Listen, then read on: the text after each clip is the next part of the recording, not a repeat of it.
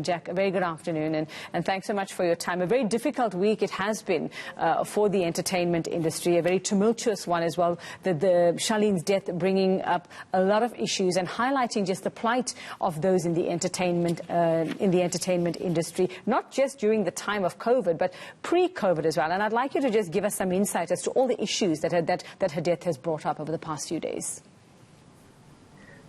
I think that's the key to it, is that, it would be heartless and mercenary of us as her friends and fellow actors to try to use this terrible, difficult time to reflect on industry issues, when in fact our focus should be on her and her friends, her family, those closest to her who would really miss her most.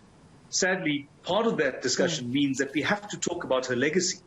And her legacy must include her body of work. It must include the kind of remuneration that she should have found because of the exploitation of her work over those 30 or 40 years.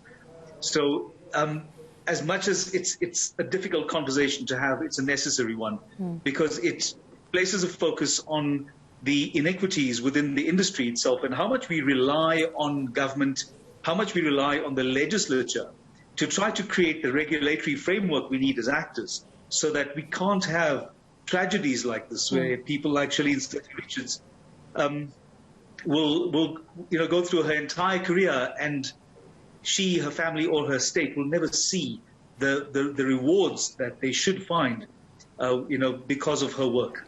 And Jack, we have to ask why that is. And I mean, when it comes, whether it's actors or musicians, and especially in the time of COVID, it's allowed us to reflect, and also in the passing of other sort of high-profile entertainers as well.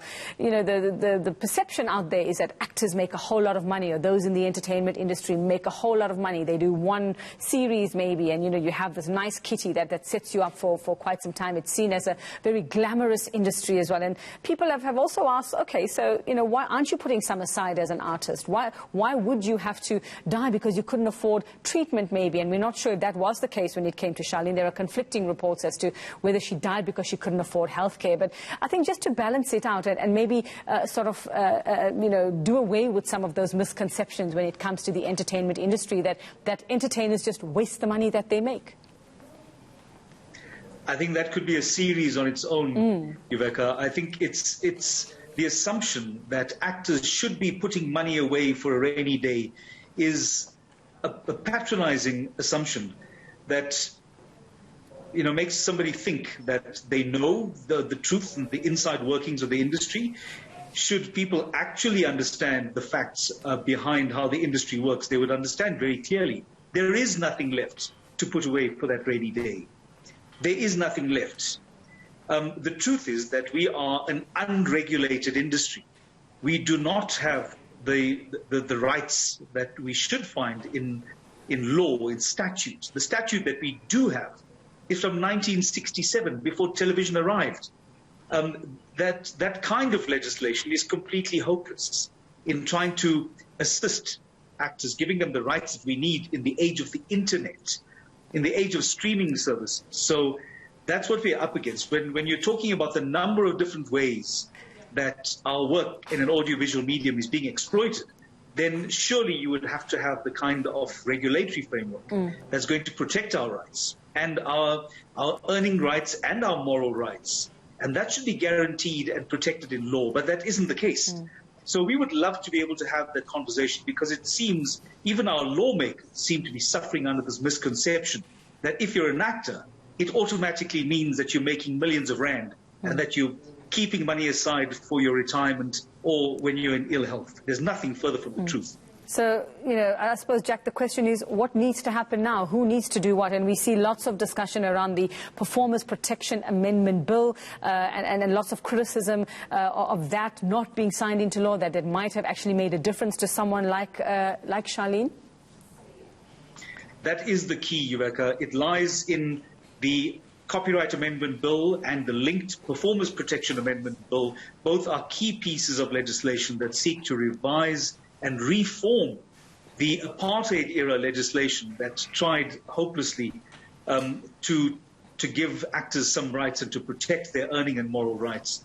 So the revision is essential for any kind of transformation to take place within our sector, and crucially for actors, it gives us, for the very first time in history, the right to earn a residual income in the form of royalties every time our work on TV or film is licensed to other broadcasters, licensed around to other territories and shown on streaming platforms. And that's the kind of thing that we're looking for.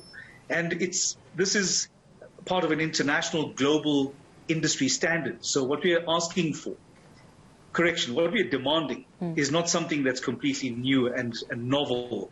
This is something that's been practiced a long time. In fact, musicians themselves have had the royalty right for nearly 60 years in this country. And it's mind-boggling, Jack. I mean, many of us would have thought that that was happening already, that you were getting something every time your face appeared on a screen or your voice somewhere as well. So we see that, Shaleen has been given a special funeral, a special provincial funeral that's going to happen tomorrow afternoon at the Durbanville Memorial Park. And I saw your tweet saying that's from a government that actually cares. But is it too little too late for someone like her?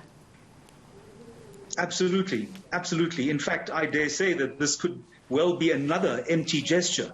And most performers, certainly the ones in my group of professional friends and associates, are still seething with outrage that we arrive at a point like this well after the fact and after this legendary performer has now passed.